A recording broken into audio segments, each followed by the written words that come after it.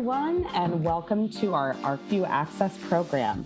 My name is Sarah Falvo. I am the Director of Community here at the Arcview Group. So this is the second of a three-part series on infrastructure. We're talking about important back office infrastructure that you may spend a fortune on and still get wrong. HR, accounting, insurance, and legal. How should companies prepare? What should investors look for when they assess companies? I want to give a huge thank you to our alliance partners who help make these programs possible and who provide incredible resources for the industry, many of whom are participating on this panel today. Ice Miller, Growflow, Alpharoot, and Work are all participating with us today. And also a special thanks to our other alliance partners, Dwayne Morris, Green Growth CPAs, and Zuber Lawler. And a little bit about the Arcview Group. We are an unparalleled ecosystem that enables companies, investors, partners, and leaders to leverage opportunities, address business challenges, and mitigate risk. We have the expertise, services, and research that you need to achieve your goals. Our various business units are comprised of our consulting division, our member-managed collective fund, and our FINRA licensed broker-dealer. Additionally, we have other ways to participate in our Arcview community, including our Women's Inclusion Network. You can find more information at arcviewgroup.com. And don't forget to check us out on social media. We're on Facebook, LinkedIn, Instagram, and Twitter. And also, please make sure to take the short survey about future Arcview webinar programming. We'd love to hear from audience members on their interests. And with that, I'd love to introduce David Abernathy, Principal of Arcview Consulting, who will be the moderator of today's discussion. Hey, David. Hello, Sarah. Thank you so much for the intro. As Sarah mentioned, I'm David Abernathy. I'm a principal at Arcview Consulting. Looking at this topic, or these topics that we're talking about today, I did some quick math, and my 12 years in the cannabis industry equates to a little over 4,300 days, which is probably a good order of magnitude for the number of fires, mostly metaphorical and very occasionally literal, that I've seen cannabis businesses go through in this space. And some of those issues were unforeseeable and in some cases unavoidable, but many of them were born from oversights, things that people could have foreseen but didn't, expertise that people could have sought but didn't, systems that people could have put in place but didn't. So I'm very excited to have with me a group of people who represent some of the really important core fundamental services that any business needs to have in order to function and avoid some of those foreseeable fires. Even if you address all of those, there will be curveballs that you're going to have to deal with on a daily basis, but it is really nice knowing that you have the people and the systems in place to at least be able to mitigate some of those foreseeable risks. And to call on them when the unforeseen stuff comes up. So with that, I'd like to introduce Christina Damon, a senior associate at Ice Miller, Isaac Bach, managing director at Alpharoot, Jojo Palacio, head of people and strategy at Work, and Travis Stephan, CEO of Growflow. And I'd love for each of you to give sort of a brief introduction to who you are and what your companies do, starting with Christina. Hi, everyone, and good afternoon. It's great that we're all in the same afternoon time zones. I know that there's a lot of people joining from across the United States, so welcome. I'm here from Columbus, Ohio, hailing from the Midwest, one of the biggest growing markets in the cannabis world, and really excited to be able to speak with you a little bit today. I've been with Ice Miller about 5 years, and it's about that same period of time that I've been practicing cannabis law and assisting our cannabis clients. And that correlates very well with when Ohio legalized medical marijuana We are looking forward to the discussion today and hope to be able to touch on key points depending on where you're coming from, because there's always ways of being proactive. And that's what we like to pride ourselves with at Ice Miller, is being a partner with you and helping eyeball what's necessary now in order to save you down the road, both in terms of some of those fires that David mentioned, but also save you from having to hire legal counsel because you've been sued or in really, really hot water at some point. So that's what we're here for. Excellent. And Isaac? Hey everyone, as David mentioned, my name's Isaac Bach. I'm a managing director of Arcview, based out of New York City, so soon to be one of the largest markets in the entire industry. We focus on insurance and risk management, specifically for the cannabis, hemp, and CBD space.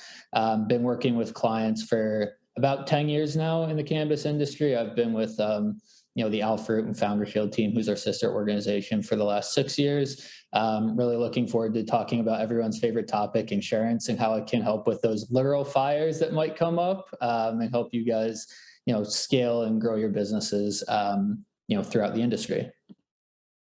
Excellent. Jojo?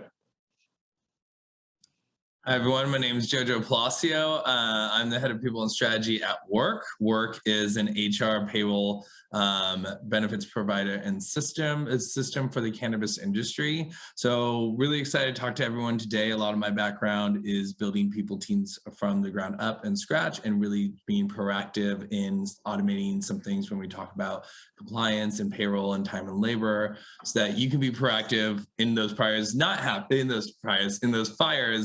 occurring. So we'd love to talk to you about that, talk to you a little about technology and policies you can put in place, and really excited to be a part of this panel. Thanks, Jojo. And Travis? Hey everyone, my name is Travis Stephan. I am the CEO over here at Growflow. We do compliance, inventory management, point of sale analytics, we have sales tools, basically everything you need in terms of operational software infrastructure for your licensed cannabis business here in the United States. We do have nearly 1,700 cannabis companies on Growflow today. We've processed a double-digit market share of all legal cannabis, in the United States here, going through our platform over the past 2 years. And we have a pretty hefty amount of experience just as an organization using the legal, insurance, and HR and payroll services that everyone else spoke about. So I can definitely empathize and speak to how we do those things as well. Thank you. So this might be kind of a basic question, but I think it's really important to cover, especially for people who are new to the cannabis industry. Now, in all of these cases, legal services, insurance, HR, point of sale, there are service providers that are not cannabis focused, that are just sort of mainstream and might not have a lot of cannabis experience, or products and services that are specifically tailored to the cannabis industry. Can any of you talk a little bit about why in this industry, perhaps more than any other, certainly more than most others, it's so important to work with people and companies who really have a strong grounding in the cannabis industry? Yeah, I think, from the insurance perspective, by and large, what we sell as an insurance brokerage is an insurance policy that we don't actually even underwrite. So it's more or less a commodity where people have access, and other brokers might have access to the same programs in certain situations that we do. The differentiator becomes, this is what we do every day. We live, breathe, and focus on the cannabis industry, and are involved with a number of different organizations like Arcview for a reason, because we hear directly from operators what they're struggling with. We hear directly from regulatory bodies on where things are progressing. So we know what these companies need when they need them, and truthfully why they need them, a little bit more than someone who has a broader focus on other verticals outside of the cannabis industry. Well, I think to just follow up on that too, it's just, being in the cannabis industry as like an HR or finance or even business owner, speaking to the regulations, now you're thinking about the cannabis regulations that you need to follow. And so not only at one time did you only have to worry about employee relations and the employment regulations and time and labor and payroll, you have this new element of cannabis. And I think getting ahead of that in working with partners or vendors or systems that are really focused in cannabis can really support your organizations as you scale, talking about being proactive against upcoming fires. From the legal perspective, I think that one huge advantage of having someone that's a specialist is that there's not a lot of extra time needed to answer questions, and that's vital for cannabis operators and others that are interested in engaging with cannabis operators, because everything is moving very, very fast. And there's a need for realistic, prompt, and real workable legal advice. And in order to do that, you really have to have an understanding of the industry. And that's from the state level with respect to what I would call core cannabis, right? So your adult use and medical cannabis programs. And then as well from the hemp side with respect to sale of hemp-derived products and the regulations surrounding those can be really mirrored across the United States. And that's where there's not really a one-size-fits-all. And so having knowledgeable counsel, and I mean that kind of with the lowercase c, everyone here, right, is really helpful in answering those questions and doing so promptly, as well as candidly keeping you up to date on what you need to know as a partner for you as you continue to grow. Excellent. Yeah, there are other heavily regulated industries, but there are very few heavily regulated industries that, one, are changing on a regular basis, where regulations are changing constantly, two, where regulations differ so much from jurisdiction to jurisdiction. Every state's regulations are dramatically different, and in some states, every municipality's regulations are different. So really working with companies that understand how the core focus of their service interacts with those regulations and is able to both advise you and put in place systems to help deal with that sort of added complexity in cannabis is really important. Travis, could you talk a little bit about best practices for hiring and maintaining sort of building a strong company culture and team? This is something that you've focused on a lot at Growflow. Yeah, so we use, honestly, the process that a lot of companies use for hiring and for culture building, they apply specifically to their internal staff. And we found that one of the biggest risks that can occur when building and scaling a company is not applying the same sort of thought process, philosophy, methodology, et cetera, to any third parties that you work with, regardless of how you pay them or what organization they sit under. So for example, for any of the vendors that we work with, we evaluate them in the same way that we would a new hire. In terms of our cultural standards here at Growflow, and the way that we make decisions and the way that, we relay expectations and the way that we communicate, we let any of our third-party vendors, our contractors, our freelancers that we work with anytime, we let them know up front, look, here's how we collaborate, and here's exactly what you should expect, and here's what is expected of you. And just being able to clarify all those things up front and do your diligence and whatnot, putting forth that effort and care regardless of how people are paid. Everyone is collaborating towards a common goal. So it's important to ensure that all of those types of things are thought of, and there's a process around that. At least that's been our experience as an organization that scales pretty rapidly. So for example, our hiring process is 6 layers. We do resume screens, phone screens, culture interviews, focus interviews, which actually finally goes into exactly what it takes to go through the actual work. We then do an executive interview. We do reference checks, and that's even before a full-time hire. After that, we do a 60-day probationary period where employees paid as 1099 contractor, and then they're finally given the W-2 offer. We do the exact same thing, almost in the exact same way for any vendors that we work with. We have multiple people at every step, ensuring that there's no bias anywhere through the process. We're getting several sets of eyes looking for different things at every step, and ensuring that the people that we work with share our same values, the people that we work with share our same care and diligence on exactly what it is that we're trying to accomplish. And the people that we work with, regardless of what organization they're in, ours or otherwise, do have folks that vouch for all the things that they're saying. We don't take anyone's word for it. We kind of make sure that we can speak to anyone that has worked with them in the past and can validate their claims. In fact, we ask them, when we talk to your last 5 clients, what do you believe that they'll say about you, good and bad? And being able to know, the good and the bad, and there's almost always good and bad, allows us to form our expectations accordingly, ensures that we can properly staff that relationship and that communicative chain, and so forth. Beyond that, from a culture perspective, we just basically share up front with any vendor that we're looking to bring on. When they get to that point in the process, we basically share, here are all of our values, here's the way that we make decisions, here's the way that we think. And we just want you to know that when you're working with us, we want to hold you to the same standard, even though organizationally you might be dealing with a different set of values. In this engagement, we're treating you as part of the Growflow team.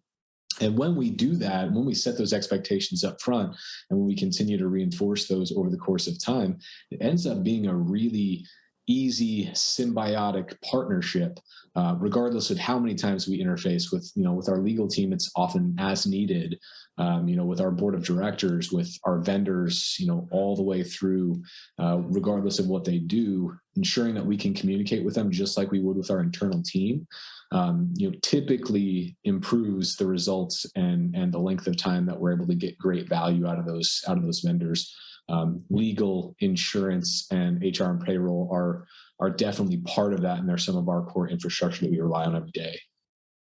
Excellent. Yeah, that's fantastic advice, and very few companies, in my experience, have such a sort of robust process for evaluating their partners and service providers that they work with, and I have seen that result in problems, either because people are working with folks that nobody should work with, or because they're just working with someone that maybe they shouldn't work with, right? You can have 2 perfectly good companies that might not be a good fit for each other, and having a process in place to try to figure that out before you end up in a long-term relationship and have to deal with those business problems is absolutely fantastic. Yeah, one of the tactics we use here for employees and vendors alike is we come in with a job scorecard.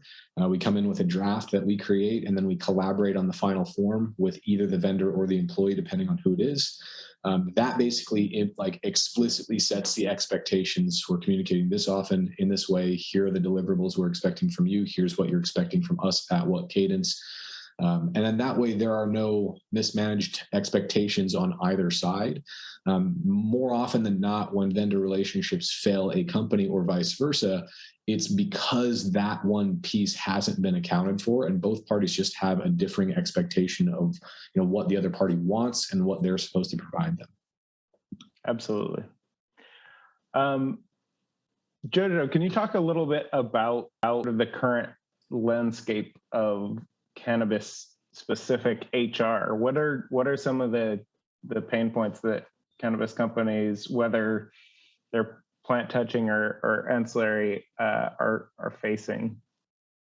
Yeah, I think the industry has grown very quickly. And like I've said earlier, it's created a new layer of regulations we need to follow and dynamics between not only state by state, which most industries have grown up to know those employment regulations on time and labor and payroll across states and federally. But now with cannabis, that also adds that layer, that HR and even finance teams are needing to manage to make sure that we are maintaining that compliance. As a people leader, a lot of my focus and expertise has been in more of the back-end operations of HR and finance. So really focusing on how do we set up an internal infrastructure, and then focusing more strategic on how do we create a great talent strategy or culture strategy. But the first four things I focus on is payroll, benefits, culture, and communication. But since coming into the cannabis industry, I've also focused strongly on the compliance aspect, because when I first came to cannabis, before, the payroll and HRS systems would help to automate, and then we would have legal counsel on the outside. But now you have to keep up with this new element of cannabis regulations and how that affects your employees. And so it's this dynamic that creates a nuance that makes compliance much more complicated. And there's been great systems, Growflow, a few other compliance systems to help out with that in the granular level.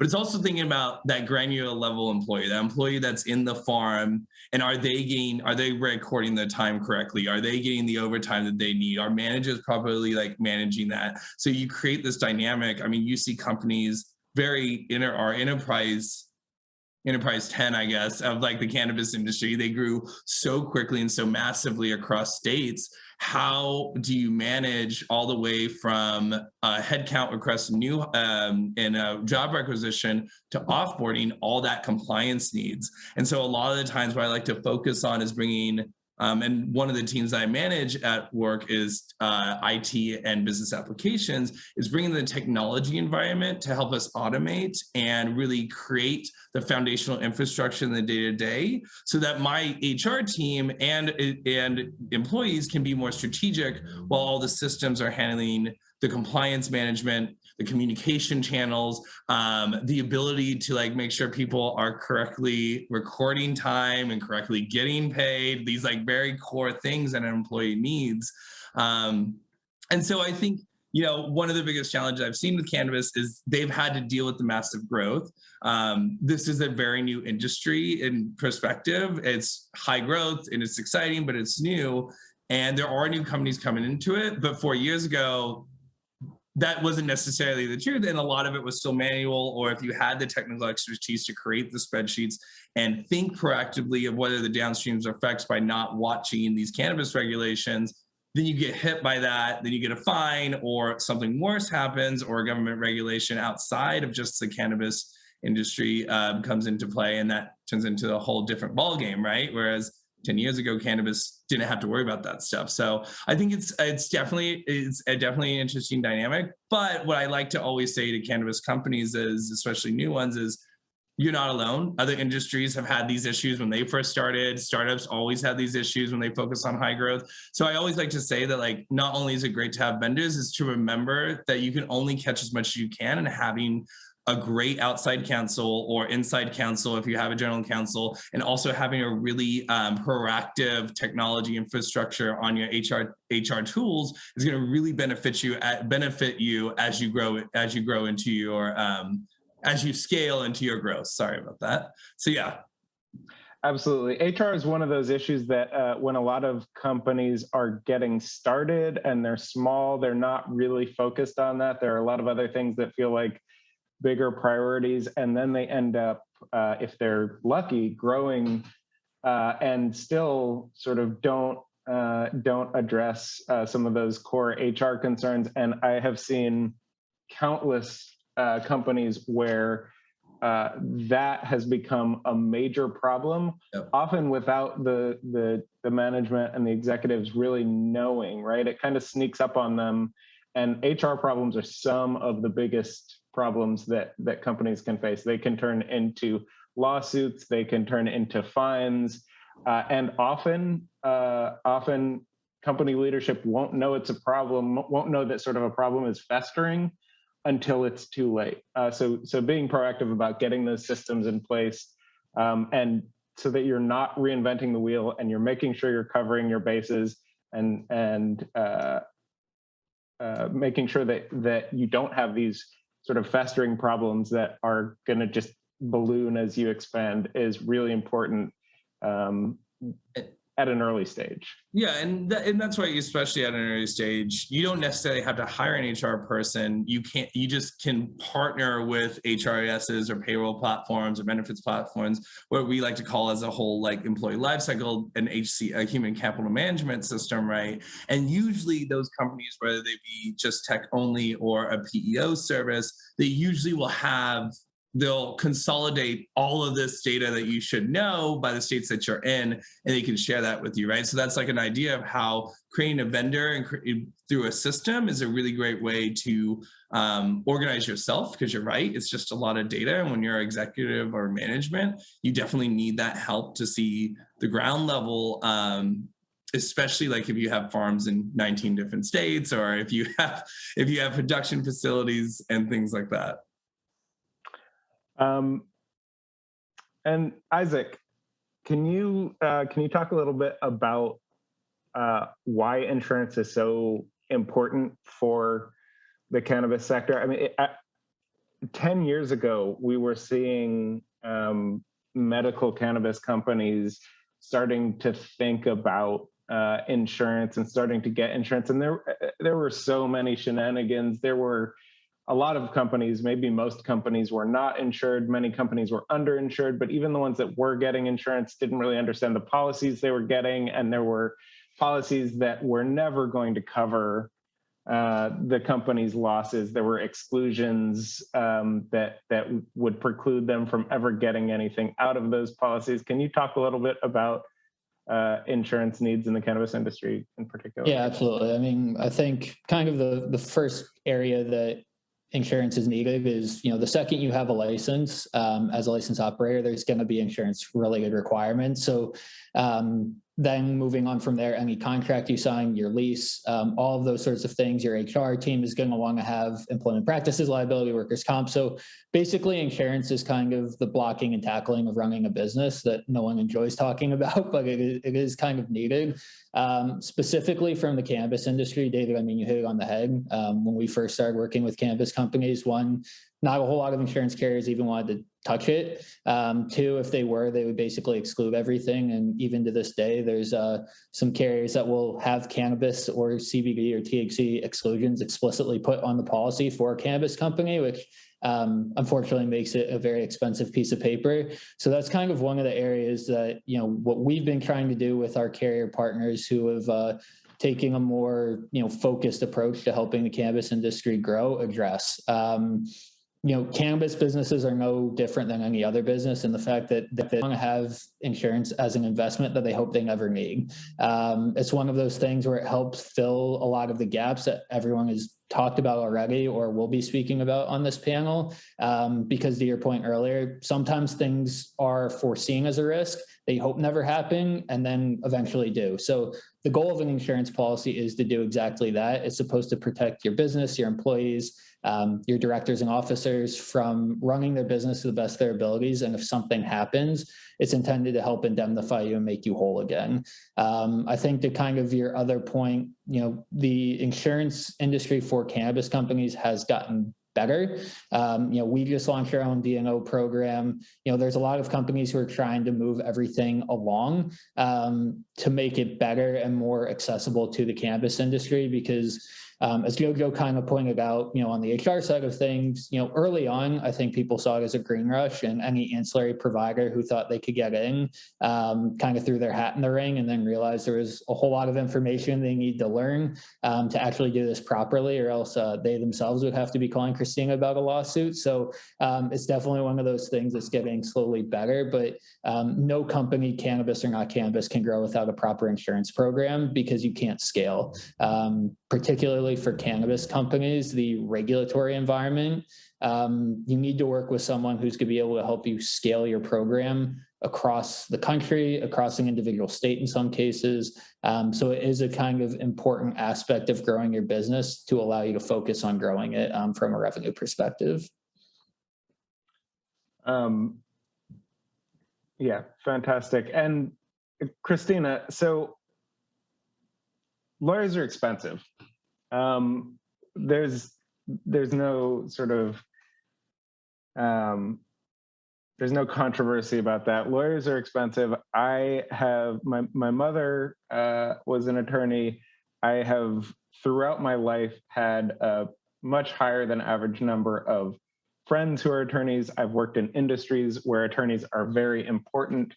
And a lot of people look at sort of hourly rates or look at legal retainers, and it scares them away, right? They look at it and they say, do we really need that, right? Do I really need somebody to, do I really need to hire a lawyer to go over this contract? Do I really need to hire a lawyer to put together this partnership agreement? Or can I, go on Google and cobble together something from random templates that I'm finding?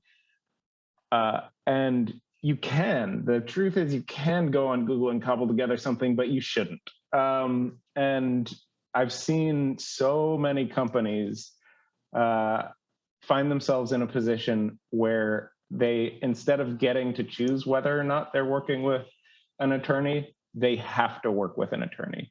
And it's going to cost them an amount of money that might be the end of their business, might put them in an extreme amount of debt.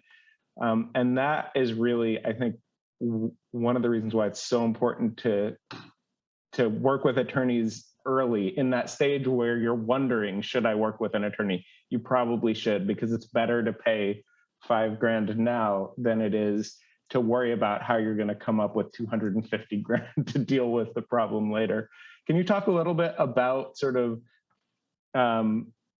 what stage you like to work with companies at, and what situations people should sort of start thinking about legal services? Sure. No, I appreciate your kind of story there with respect to what can happen if you don't engage legal counsel early. And as someone who has one shoe that I wear that is sitting in litigation and do trial work, and the other shoe, which is servicing our cannabis clients, I know full well what can happen. And I appreciate it when that happens, because that lets me put on the other shoe, and I can go to work there. But it's absolutely something that should be considered early and often. One thing that you didn't mention about this industry in particular, and with respect to the operators, is that you're also risking your license, right? Because regulators are expecting you to maintain security, maintain privacy of the patient records, or whatever it may be. And if those relationships are in jeopardy, then your license is in jeopardy. And that can be a really big problem, because then your revenue dries up or could dry up, and or investors get spooked, et cetera, right? It can really have a snowballing effect for any company, but in particular in this industry for operators, it can have a further snowballing effect.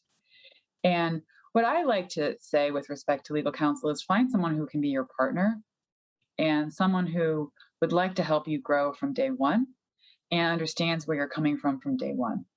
And that means that you're going to be building up a relationship with them, that they understand your business, they understand your pressure points, and there's ways of setting up your arrangements with your legal counsel that is fiscally responsible and fits your needs. And one of the key points that we like to employ with our clients is that we have a point of contact at the firm who does all of the coordination and gets you to the right specialists, so that you're talking to the person who's actually doing the review, and that's who's billing the time. So it's direct work with the people that have been doing this for a long period of time. The other side is to look for counsel who you will not only look to for those contract reviews, maybe drafting of different documents, but then someone who can help be an interface with regulators, because that can be another key point that I think is underutilized in the industry. And we have, for example, a robust team in Illinois and in Ohio that works directly with regulators to help interface when there are problems with the regulators. One example would be a client who wanted to move locations, did all of that without legal counsel, and then all of a sudden they're in a spot where they actually now no longer want to move locations, and they didn't do the stuff they need to early on to make sure that they had the safeguards in place. There's kind of a whole plethora of different examples that I can come up with. But another kind of key aspect with having a partner that you have that you can pick up the phone and call is they'll know about your business, but then they can also keep you informed, right? They can keep you up to date. So for us, for example, we service a whole set of clients and provide regular updates based off of what their industry focus is. So for those that are doing hemp related work, that those that are selling the hemp infused or hemp derived CBD products in all 50 states, those states are changing a little bit every day. And so we keep our clients up to date on those changes, but the costs are ameliorated across the client base. And so there's significant cost savings as a result. And that's kind of another aspect that I think is sometimes lost, because you just think about that 1 hour that was worked to do the one phone call that resulted in the email that you received. So there's a lot of ways to be creative about it. And I think that it's important to talk to someone early to find someone that's the right fit for you and that can grow with you. Yeah, absolutely. The right fit is super important with attorneys, and any competent attorney can tell you whether something is legal or not, or tell you what you have to do to comply with a certain set of laws or regulations. But really good attorneys, as you mentioned, who understand your business, who you build a relationship with, can help you make better decisions in general, not just tell you what you can and can't do, but help you come to good strategic conclusions about what you should and shouldn't do. Right. It's kind of a risk assessment at every stage, because there's going to be a number of options, and we like to kind of classify it as most risky to least risky. But sometimes then the most risky maybe would likely generate the most profits or would help the most number of people or whatever. But then the least risky, is on the other side. So helping give you the options, and then you can understand your own tolerance and make an informed decision. Travis, can you talk a little bit about sort of some of the benefits of working with a company like Growflow that has services that span different parts of the supply chain, Sure. whether you're sort of a vertically integrated company or not? Can you talk about how that works? Yeah, absolutely. So Growflow does span the entire supply chain. We work with cultivators, manufacturers, processors, distributors, dispensaries, et cetera. And the differences between all of those, the differences between operational infrastructure for different sizes of these businesses, and the dramatic differences that occur when they cross state lines, it's difficult to navigate all that, to know what your workflows need to be at any given time. And candidly, if you're trying to keep track of all of these, you're going to drive yourself crazy, and you're not going to be able to actually sleep at night, because you'll be looking at how rapidly changing laws occur while you should be just building your business, which is honestly hard enough.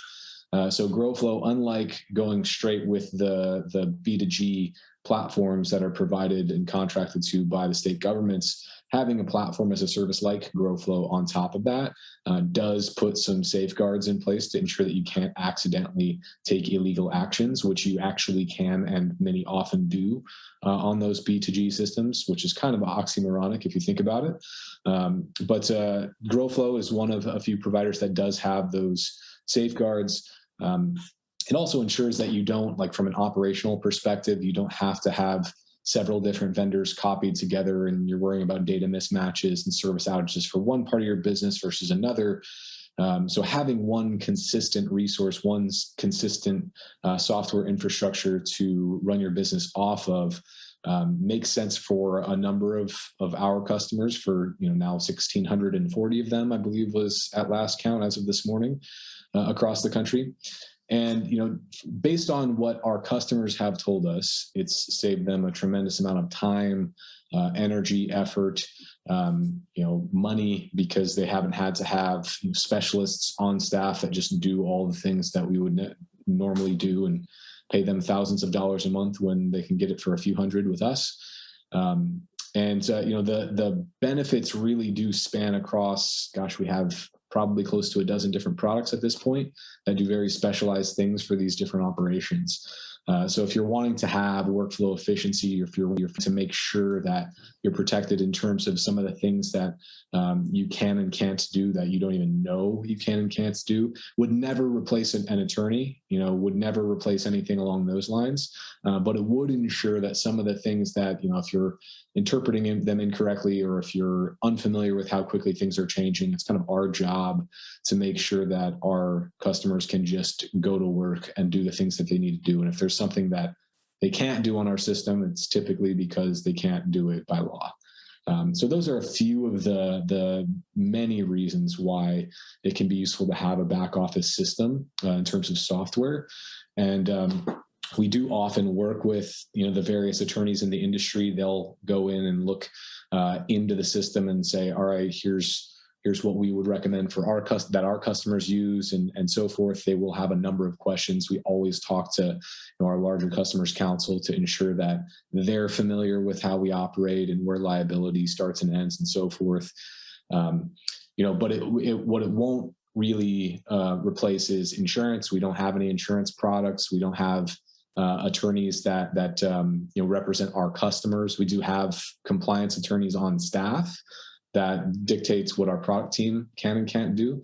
So it's another little layer of protection, but we would always recommend having third-party specialists that are just watching out for our customers' well-being.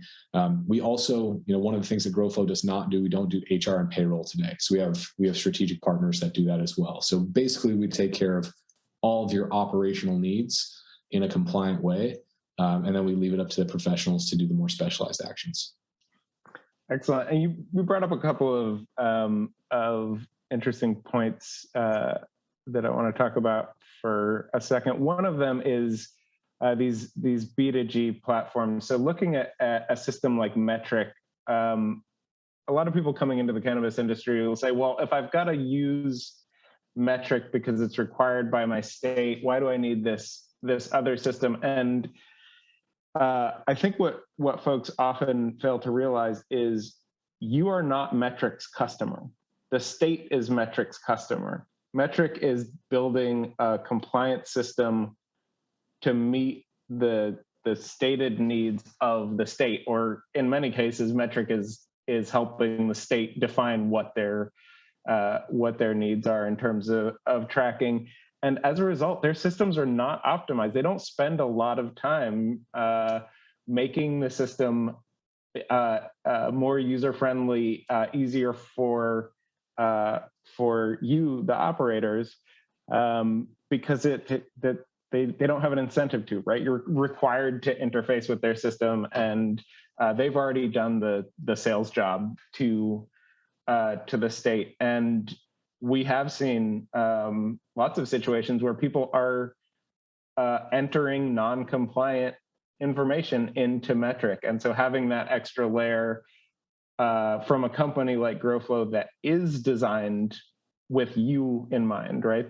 Where you are the customer can be really helpful. David, we need to hire you on our sales team, man. Yeah, absolutely. Metric, honestly, they're like you said, the customers, the government, their business is selling one-time use RFID plant tags, which the operators are mandated to have. And they're mandated to buy in some states. That's included with the cost of your license, though the licenses will be incredibly expensive in those cases. In others, it's on the operator to buy them on a one-off basis. So that is a mandate. It's not something that they do to ensure that the licensees have a good experience. And that's kind of where Growflow comes in. That said, in many states, it is carved into the state contract with Metric or with other providers that Growflow by name has to be provided with a seamless API to interface to ensure that we can take a licensee first approach. And that's really where we try to focus. We work with licensees all day, every day to make sure that they're having the best experience they can and can build the best compliant cannabis business that they're able.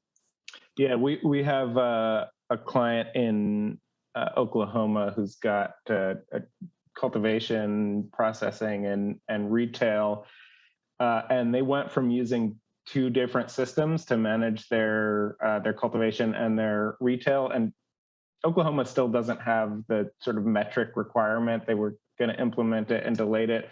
But even without that sort of added mandated layer, and frankly, Oklahoma is one of the easiest states to deal with from a compliance perspective in terms of what you are required to do by the state. The difference from operating two separate systems in their cultivation and their retail to moving over to Growflow and having one system that talks, right? Like they can transfer products from their cultivation to the retail seamlessly without having to try to figure out how to get the data out of one system and into another. Just night and day in terms of the daily savings in time and energy. I love it. Perfect. Record that and send it to our team. Excellent. We're almost running up on sort of the Q&A time here. So I want to give a few minutes for each of you to sort of give one takeaway thought. Like if is there one thing that you want people to walk away from this webinar with, if they're starting a business, running a business, thinking about investing in a business in the cannabis space? Think about your internal infrastructure and utilizing technology systems tools to build to where you want to be, not where you're currently at, and being proactive against that. And then secondarily, just finding those vendors that will enhance those tools. Because once you get the foundation set, you and your team can be a more strategic executor to get towards your company goals. So I think a lot of the back end essentials can be automated and really keeping you compliant. Yeah, I think to kind of echo that, don't necessarily sacrifice short-term decisions with leaving your long-term growth potentially out to dry by making a short-sighted decision. It's definitely one of those things where if you're early on a company, or even if you're growing quickly, you need to work with people like Christina said, who are going to be there for you and able to explain all of your options to meet your pain points and where you at currently, but also where you want to end up. Because there's nothing worse than having a situation where you actually get to the finalization of a deal and you can't get something done because of an insurance requirement. So please don't do that to yourself, because then you're going to hate insurance people even more than you might already. Something that I always like to think about when talking to a broad range of audience, like an audience with a broad range of background and interests in the industry, is to think about inflection points. So if you're a startup company, inflection points when you're just getting started or when you get your first license. If you're a growing company and you're going into a new market, that's another inflection point, all the way through to your company growth cycle to when you're looking to further scale up. So that's when you're having investor phone calls and looking to obtain additional financing, all the way through to when you're prepared to sunset, right, and sell or otherwise merge and kind of make a big next step in your company. And those are all points where touching on all of these safety nets we talked about today is really important. And I think I'll just second everything that everyone else said. And I really appreciate the comment about, think about what you want next.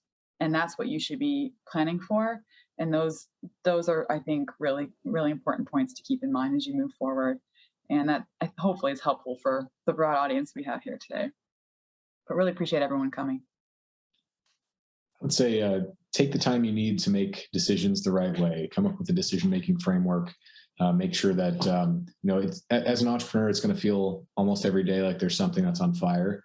And honestly, in those moments, the key, in my opinion, is to choose which fires you're going to just let burn for a little bit longer.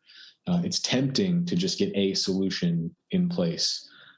It's a much better decision in most cases to do your research, do your diligence on your various solutions, and let that fire burn for a few more days while you're becoming more sure about which decision you're gonna make. Because in a lot of vendor relationships, you're going to be tied into a contract, and you want to make sure that the people that you're investing time, money, effort, resources into in order to further your journey are the right ones, and they're the right ones for your organization at the right time, and you're clear on those expectations. Yeah. At Arcview Consulting, we work with clients across medical and adult use cannabis, CBD and other hemp-derived cannabinoids, as well as industrial hemp, grain and fiber.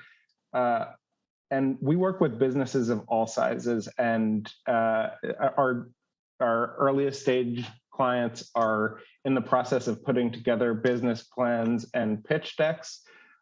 We work with brands that have become incredibly popular in one state, and they're looking at scaling to others. We work with MSOs. We work with mainstream multinational, multi-billion-dollar companies that are looking at the cannabis and hemp space and trying to figure things out. And I am constantly amazed at how much I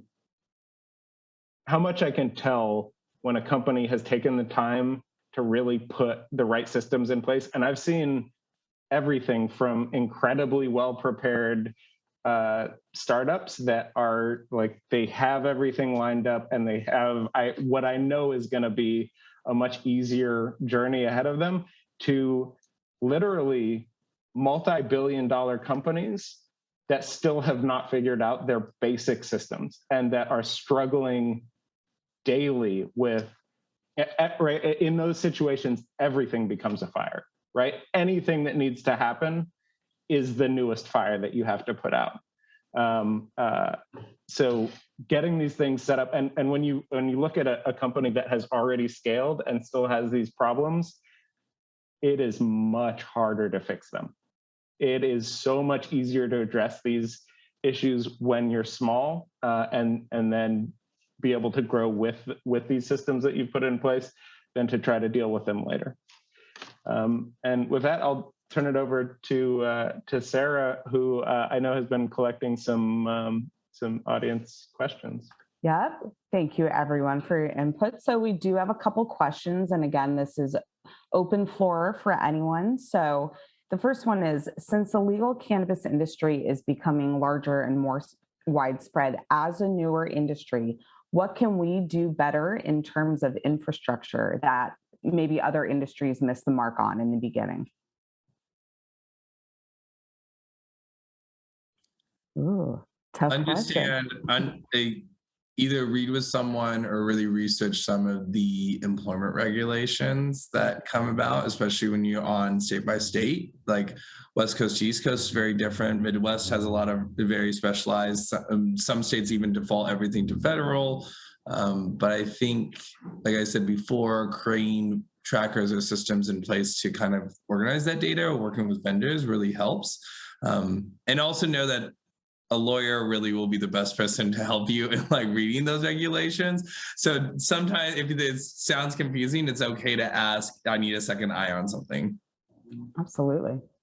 One of the things that we've done is for almost everybody in our organization, we assign, or actually, I don't want to say we assign, we work with our team to ensure that there's always a subject matter expert on almost anything that we're thinking about. So if there's an area that we're looking at or something that we're considering, we'll basically ask for volunteers for an owner, and that owner will in effect become the internal subject matter expert. So if it's something like a certain piece of infrastructure, one of that person's jobs will then be educating themselves, doing their research, having conversations, evaluating vendors or evaluating service providers, or having conversations with other companies in and outside of the industry to just understand as much as possible what this thing is, how it's best done, putting together SOPs, training the rest of the team in it.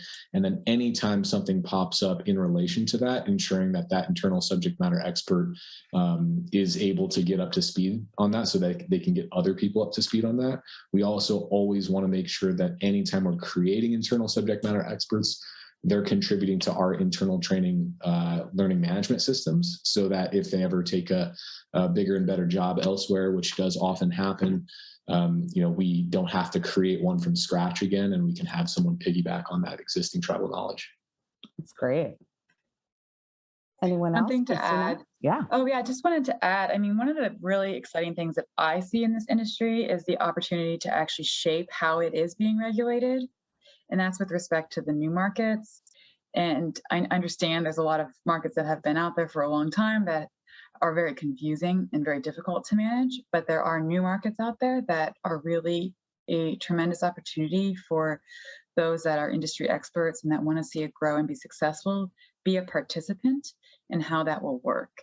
And that, for me, I think is particularly unique because this is such a unregulated space on the federal side. And so you can really have tailored state-based regulations that will work in new markets and then may ultimately be models for how we'll see it play out in the long term.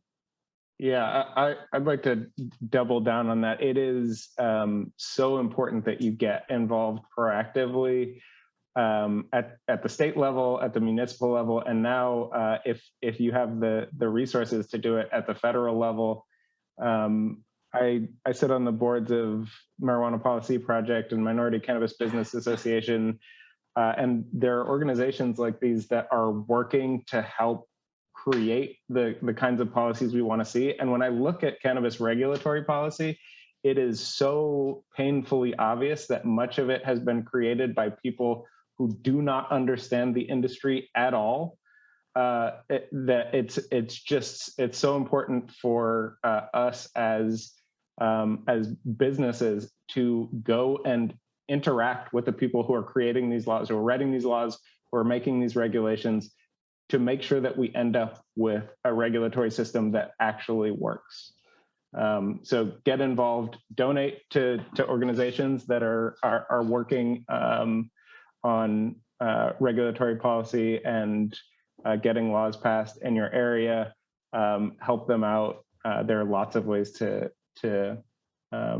really step the game up. And on that question of what can we do better, that's one thing we're doing worse. When I look at any other industry that is the size of the cannabis industry right now, they are so much better at lobbying than we are. And it's because the industry understands the value of paying to get their way. And we live in America, and that's how you do it. We unfortunately have a pay-to-play system, and alcohol, tobacco, pharma, convenience stores, insurance, every other industry knows how to play that game, and we're really falling behind. Thank you. And we have time for one more question. So just kind of piggybacking off of our last webinar on diversity and inclusion, what are the benefits of building diversity and inclusion into a company's infrastructure? And are you seeing these types of things, from the service provider end? I think in general, diversity and inclusion is important just from a different point of view perspective. I don't think you can really run a business successfully without having people with different backgrounds and different viewpoints on things, because you can't tackle a problem only looking at from one view. If you have no diversity or inclusion, you kind of create an echo chamber where basically you just hear people repeat the same thing over and over again. So I think that's something that the cannabis industry can continue to push forward on. And we've seen a lot of our clients and even internally, that's been a major focus for everyone. Yeah, there are all kinds of studies that show that companies that are more diverse and inclusive actually perform better from a financial standpoint. That's true, and that's something that's often overlooked when people are building teams, building boards, looking at hiring practices. But as important to that, or maybe more important than that, is building a diverse team is going to give you a much richer corporate culture. It's going to give you a much better experience. I promise you that your company will be better off, not just financially, but people will enjoy being there more. You will enjoy running the company more. if you have a diverse staff. And we have sort of a bigger hurdle in this industry than in some other industries, or several bigger hurdles. One, traditional financing is not very available, which means that a lot of early stage companies rely on private investors. And because of the way that systemic racism has played out in this country, those investors are largely white men. That's who has enough money to make investments in early stage companies. So making sure if you're investing that you understand that we need to be more proactive in this case about identifying companies that are not run by white men to make sure that we have a diverse and inclusive industry is important. And then the fact that policing has been so unbelievably disproportionately focused on communities of color around the war on drugs and cannabis means that there are a lot of people of color who have suffered really direct and very consequential sort of harms from our cannabis policy in the past. And the idea that we would move out of a federal prohibition and into a new industry where almost all of the burden from enforcement was placed on people of color, and the new industry that emerging is entirely white is, I think, un-American. And it also means it's harder to recruit in this industry. There are a lot of people of color who are not involved in the legal cannabis industry because being involved in something that is not legal carries a much higher risk for people of color. And we're starting to move sort of out of that period, but there's work we need to do to address the sort of historic systemic inequalities that have existed around the war on drugs in particular. Yeah, I think from our perspective, and as a quick disclaimer, I cannot claim to be an expert on diversity and inclusion in any way, but it is something that we have focused a lot on. Seeing all of the research that you pointed to, David, about how companies succeed more prolifically as diverse and inclusive companies, and knowing that at Growflow we have a culture where our team is very, very vocal about that specific topic. One of the strategies that we employed to ensure that that's something that we can create in our own organization, we actually injected a blind hiring funnel. So no names, ages, genders, races, anything like that are shown at all in the first few layers of the process until we're actually having to be on video with someone. And even then, we try to ensure that there is no bias in the process by making our hiring team one of the most diverse teams in our organization.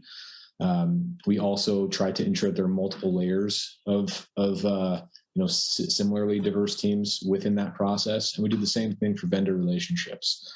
Beyond that, we have tried pretty hard to, being in technology ourselves, it's a bit of an uphill climb at times to ensure that we have a really robust and diverse hiring funnel of applicants. So we've tried really hard to put resources around posting all jobs on job boards that are more traditionally diverse than others. That I would say has made the biggest difference for us. But we also just do monthly engagement surveys that all repeat twice a year, one of which is diversity and inclusion. So we can check in with our staff on how they feel we're doing. That's all anonymized. So we do get very clear and critical feedback on places where we're making mistakes. And just ensuring that we can all grow together and learn and so forth has been really, really helpful on this front. That's great. Well, thank you, everyone. I'm going to wrap it up now. We are a couple minutes past the hour, but I want to thank all of our panelists today and also David for your moderation. And thank you again to the viewers who filled out the survey. We have a few upcoming events that I'd like to point out. Next Wednesday, November 17th at 2 p.m. Pacific, our Women's Inclusion Network will be hosting a special edition mentorship workshop around the topic of funding crash course, featuring our very own Jean Sullivan and Jen Pyro, a longtime cannabis investor. We will also have a town hall coming up about the legal landscape of Ohio, and that is happening on November 30th at 1 p.m. Pacific, 4 p.m. Eastern. And then lastly, we'll have the third part of this Arcview Access Infrastructure series on December 2nd, and that will focus on retail infrastructure. So I hope you can join us for any or all of those programs. And with that, I will say farewell to all of you, and we will see you on our next Arcview program. Have a great day. Bye.